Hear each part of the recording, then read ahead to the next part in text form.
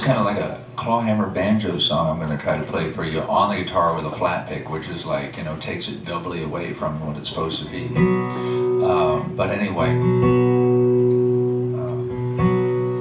I got to poking around on the internet this week, as is my wont, and you know, like I said before, often it's for an old girlfriend, but this week it was for my old aunt, you know, who was born in 1890 something, and I wasn't looking for her, but her name just popped up because she was like a real good banjo player. If you were like if you were into the North Carolina style of clawhammer banjo playing from the you know,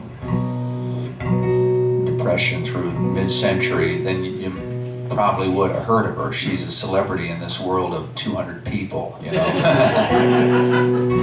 So she's on, like, I guess she's on, that's how I came across it. She was on a record of North Carolina clawhammer banjo players. And I said, oh yeah, Aunt Stell. And I thought it was funny because, I mean, kind of ironic because I just started kind of gravitating toward the clawhammer banjo as a style to write in and as an instrument to try to play, which I'm always kind of struggling with. Maybe a couple of years ago now I started it, and she's been dead a long time, and in fact I visited her just once when I was a kid, and we didn't really like each other that much, it turned out, me and Aunt Stella. She was kind of, and I was thinking of the pick just now because we visited her farm, and she and her husband Taylor played together. Taylor played the fiddle and Stella played the banjo. And well, one cool thing, in fact, I learned on the internet from this folklorist that studied her was that when she was young, in 1905, like people in her part of eastern North Carolina would call her on the phone. I guess the phone was pretty new in the hood there, and they'd call up on the party line and phone in requests for her to play with her sister Pearl, and then they just sit there and listen to the phone like a primitive form of radio. Kind of exciting to think of that. And then she moved to New York, but she didn't like it in New York so well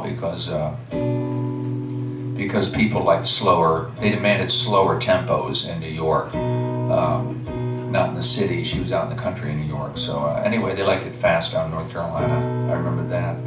Anyway, she married Taylor later in life, and they were both, they were widow and widower, and they got remarried, second marriage. And oh yeah, the point I was making was I went to visit her, and she was kind of upset that I was playing with the pick. She said, boy, if you want to play like real music, you'll never, this is like Satan's object, a pick, you know. It's like, what is this old woman talking about? A pick?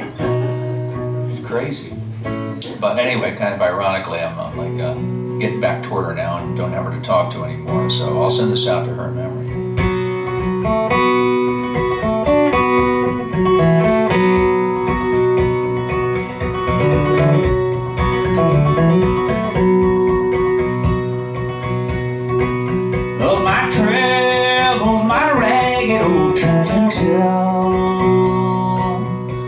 Nor my past need to explain, or the red sun that hangs on the darkening hill shows my footsteps cold and plain. I am no kindly Christian, sweet heaven knows not my ways. I am no kindly Christian, and I've grown no debt to raise.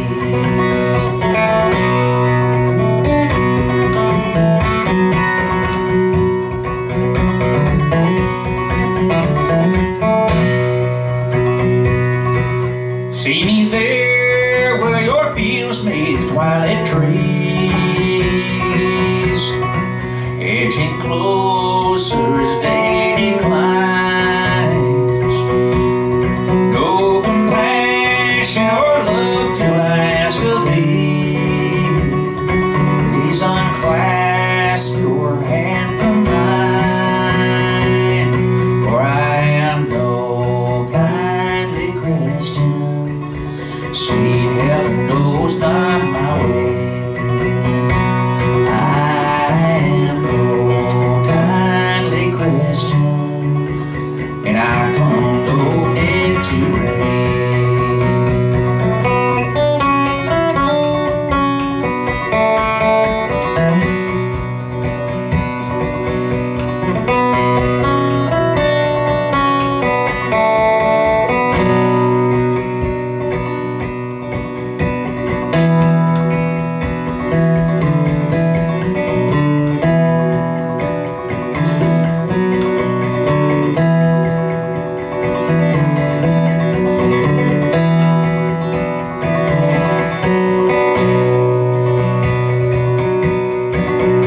It's no humble manger from which I come,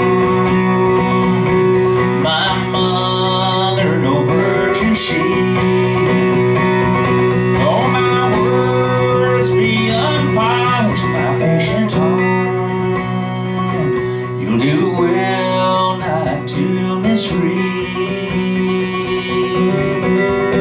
I am no kindly Christian, sweet heaven knows not my ways. I am no kindly Christian, and I come no kid to raise. And it's no glittering city to which I go, but a place burned on my brow.